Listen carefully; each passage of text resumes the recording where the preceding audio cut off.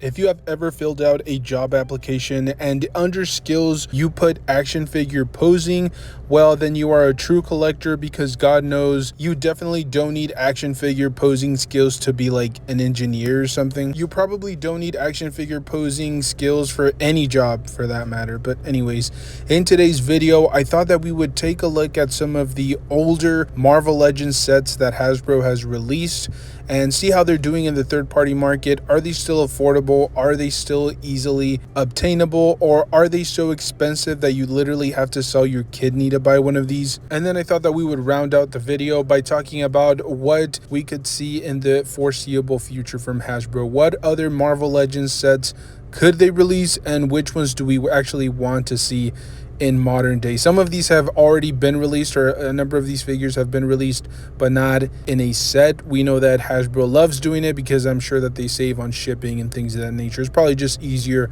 for them to place all of the figures in one set and ship them that way. So hopefully you guys enjoyed today's video. It's kind of like a little bit offbeat, definitely not what we're used to, but I thought we would do something chill, something relaxed, something that we could have a little bit of fun and just conversate. So let me know your thoughts down below in the comment section. Which Marvel Legends set would you love to see, or which is your favorite up to this point? Very curious to see what people have to say. Let's get straight into it. And I thought we would start off with potentially my favorite Marvel Legends set that I don't actually own. We're talking about the 2023 Marvel Legends Guardians of the Galaxy set. If I'm not mistaken, this was retailing for about $120, and this was supposed to be like a Disney Store exclusive or something along those lines. It was eventually kind of difficult to find, but even nowadays, if you go online, if you go on eBay or Amazon, you should be able to find it for under $150. So let's say like $120 plus shipping, so you're looking at about like $150 to $160. Really not that bad compared to the original retail price, so it hasn't gone up too much. I'm assuming that a lot of people purchase this with the objective of like reselling it or making some money off of it. It's a phenomenal 5-pack. I think it's mostly just reuse from the original releases, but they're still really good solid figures. I know that there's still some noticeable characters missing, for example like Mantis, but this is supposed to be a set based on the original film, so those are the core members. All in all, it's a good solid set. If you're still interested in purchasing it, like I said, you're paying just a little bit over retail. Not too bad when you stop to think about the fact that this set has been out of circulation for quite some time now. So if you're able to find it for that deal, like around $140 to $150, I think it's definitely still a really good deal. You're getting Peter Quill, aka Star-Lord, Gamora, Drax, Rocket. All of them will have their accessories or their weapons. Not to mention you're getting like the deluxe Groot, because you're getting the original one from the first film. You're getting the smaller one from, I believe it was Guardians of the Galaxy 2. And then you are getting the like plant-sized version of Groot. There's a ton of value with this set, especially if you're a huge Guardians of the Galaxy fan like myself. Another great MCU Marvel Legends set that I wanted to talk a little bit about was that Amazon exclusive Children of Thanos Marvel Legends set. It included Proxima Midnight, Ebony Maw, Cull Obsidian, Corvus Clave, and then obviously Thanos himself. Not only were a lot of these figures incredibly difficult to find on their own, but their prices on the third-party market had just skyrocketed to astronomically high prices. Not to mention at least two of the figures in this set were at one point either deluxe action figures or BAFs. Now this particular set did sell out incredibly quickly, and even though it was popping up sporadically here and there back in stock, for the most part it was completely out of stock and it was very difficult to find. However, interestingly enough, time has not been kind to this set. It has dropped quite a bit in price. Don't be fooled by a lot of these sellers online trying to sell this set for like $300 or $280, $270. There have been a number of different sellers, and obviously the packaging may be there may be some slight damage to it, I think, like bent corners here and there, but for the most part you can find this for about like $180 to about $200, which again isn't really that off from the retail price. A lot of people pick this up trying to make a profit, trying to, flip the figure of the set. But unfortunately for them, and fortunately for collectors everywhere, the price really didn't go up by that much. So if you're patient, you may be able to find this even at auction for well under $200. Now, going from two of the most beloved Marvel Legends sets of all time, we're not going to probably one of the most hated. We're looking at the No Way Home triple pack that obviously included Tom Holland, Tobey Maguire, and Andrew Garfield in their respective Spider-Man suits. Not that you would know, because there were no unmasked head sculpts included. You would have to wait until the retro carded versions came out, I believe like maybe 6 to 7, maybe like a year later, I want to say, but we would eventually get those as an extra release. You did have to pay quite a bit of money for this triple pack. Each Spider-Man came with 6 hands total, and then the pack also included 3 web swinging effect pieces. This was also during that brief period of time where Hasbro was trying to make plastic free packaging, and so there is no window there. You can't actually view the figures unless you actually open the box, so it's kind of a little bit risky, especially from third-party sellers online, to purchase this. But if you are looking to pick it up, it's still somewhat relatively affordable. I've seen a lot of sellers having this for about 100 plus shipping, so about like maybe 110 to 120. Not really that bad. It's still pretty close to what it was going for retail, which is really not that shocking, especially because the entire community was up in arms over not getting unmasked head sculpts. So if you guys are looking to pick it up, about 110 to 120 should be able to bring this set home with you. Next up, I wanted to talk about that Amazon exclusive Alpha Flight Marvel Legends set. This pack included North Star, Aurora, Puck, Snowbird, the Vindicator, and Shaman, and I'm actually pleasantly surprised that this particular set has maintained its value for this long. Especially, it's not like one of the most marquee teams out there in the comic book universe, and this is based in the comic book universe. If you want to pick up this Marvel Legends set, you're looking at somewhere along the lines of like 200 to maybe like 220, somewhere around there. You may be able to find some deals. Like I said, if you're really interested in finding deals, it's always important to look at the auctions. So some of these may sell for under $200. Not to mention, this particular set actually included a window, so you could actually open up the packaging, take a look at the action figures, make sure that they're in there, unlike some of the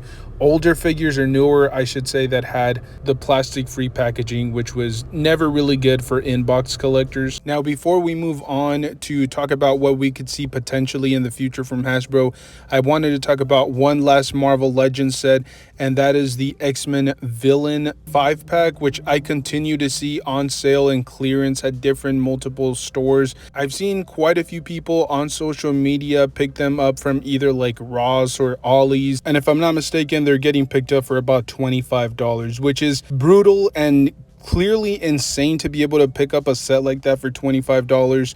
Even if you go online on eBay or Amazon, at the moment you should be able to pick up that entire set for about like $50 to $60.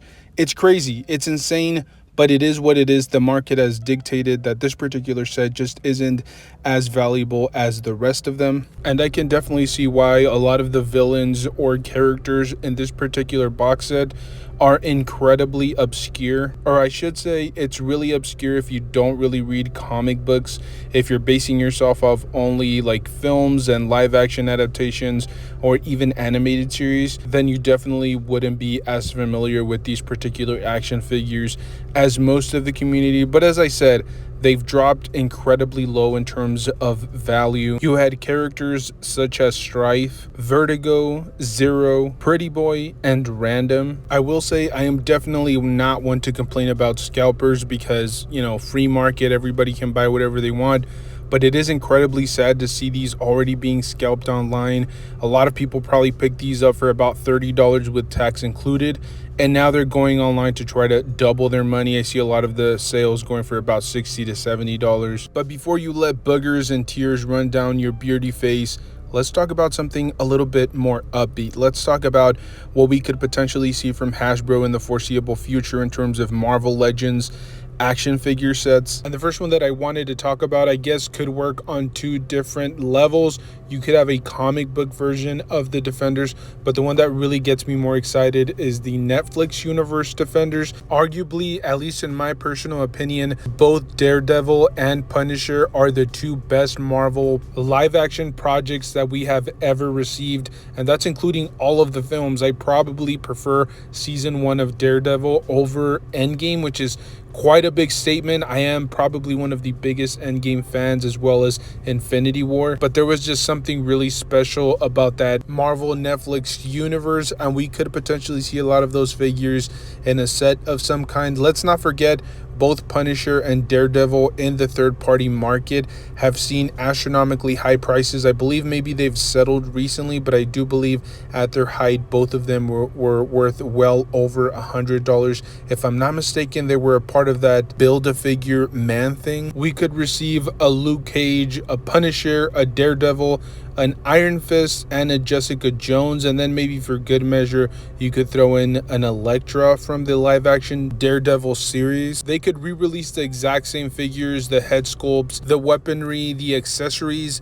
All they really would have to do is port them on to the new body molds with the pinless technology. It would be a really easy repackaging for Hasbro, and there's a ton of potential. There is definitely a demand for this team out there. Now, I personally doubt that they're going to do anything live action related in terms of action figures for the Fantastic Four, especially considering that the film is right around the corner, so they're probably going to hold back.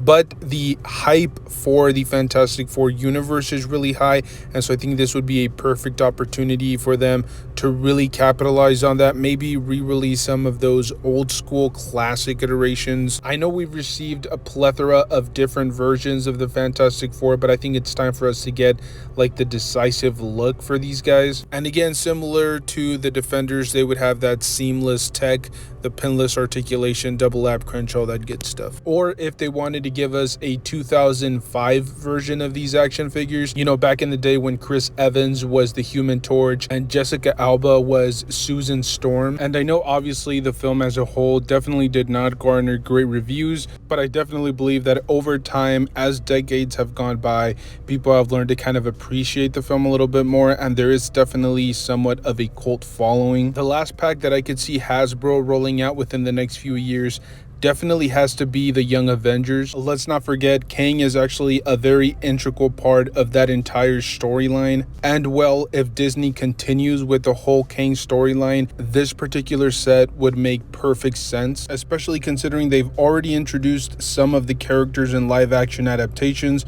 For example, Kate Bishop being one of them. And even if the live action adaptation of this particular storyline or this team is way down the line, we could still see them in comic book form at least. There was a time that the first appearance of some of these characters in comic book form were highly sought after. People were willing to pay hundreds, even thousands of dollars. And so there is definitely a demand for this type of set. And look, I could do this all day. I could go on and on about different Marvel Legend sets that we could see in the foreseeable future, but that would just get boring eventually. I just wanted to make this condensed, as short as I possibly can. And hopefully you guys enjoy watching this video as much as I did putting it together for you guys. I thoroughly enjoyed doing a little bit of research, looking back at older figures that I honestly had forgotten about. If you guys enjoy this type of content, make sure to let me know down below. I always appreciate criticism or just feedback in general. So as I said, if you guys enjoyed it, if you guys want to see similar stuff to this, let me know down below. Thank you guys so much for tuning in. Hopefully you guys enjoyed at least a portion of the video. I know some people hate my intros and my ramblings, but hopefully you enjoyed some part of it. Stay safe out there, stay tuned, and as always, definitely enjoy the hobby. I will see you guys in the next one.